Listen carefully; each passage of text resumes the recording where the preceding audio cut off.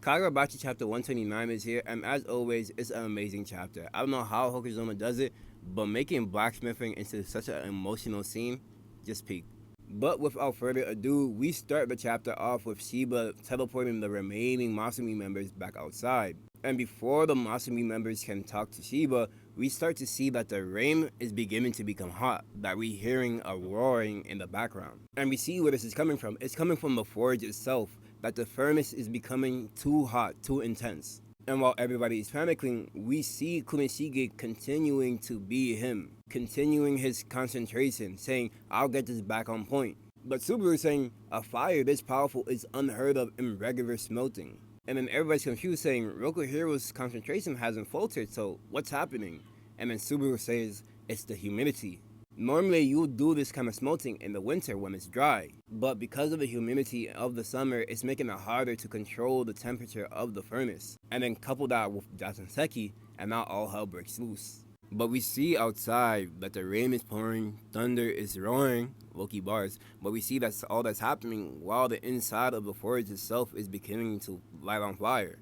And then we hear the words that Kumeshige said, now we tame God, with Subaru saying, we've made it mad.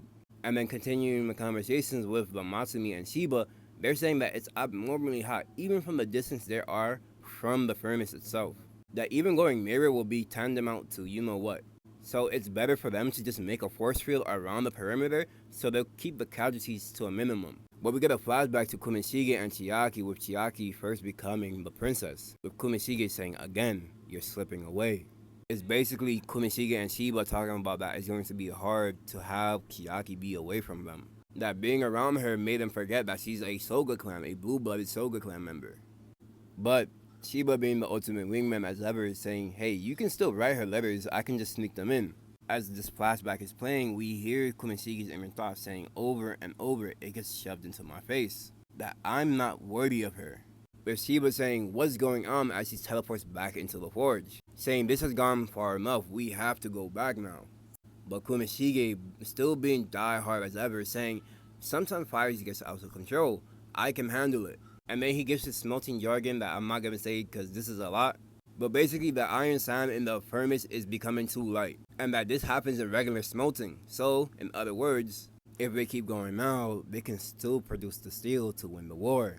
But we see Joji saying he's at his limit, that the heat inside this forge is becoming too much to handle. But as soon as he runs outside, we see that the heat is not only affecting the inside, as even the rain as it touches the ground evaporates. With Shiba saying, there's no way we can continue. If they don't get out, they're cooked.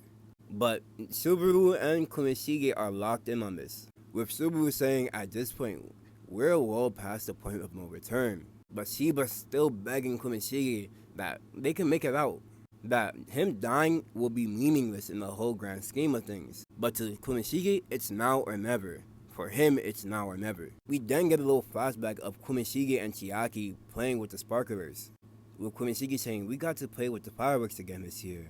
Chiaki saying, yeah, we should always do them. Next year, and the year after that, and the year after that, forever. Kumeshige being a little depressed and saying, you sure you want that? I mean, you come from a good family. And I'm trash. And then we hear him saying ouch as Chiaki pinches him, with Chiaki saying, who cares about blood? You're you, Kumeshige. We then cut back to the forge with Kumeshige saying, I kept pushing through. It was all I had. Family was garbage, but all of it was burned into these intense eyes of mine. Despair as his father beat his mom. Despair as he's seen what happened to his mom in the bathtub. But as he closes his light, we see the fire of when Chiaki started to cook with him, burning into his eyes. Hope, as we see Chiaki is the embodiment of hope for him.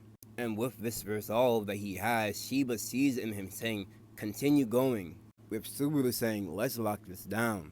That Kumeshige Rohukiro is the human to do this. Then turn to a glorious double praise spread of Kumeshige, Shiba, and Subaru forging this enchanted blade, or at least the first step of this, and my god, this is so amazing. Kumeshige saying, today I'll prove myself worthy for you.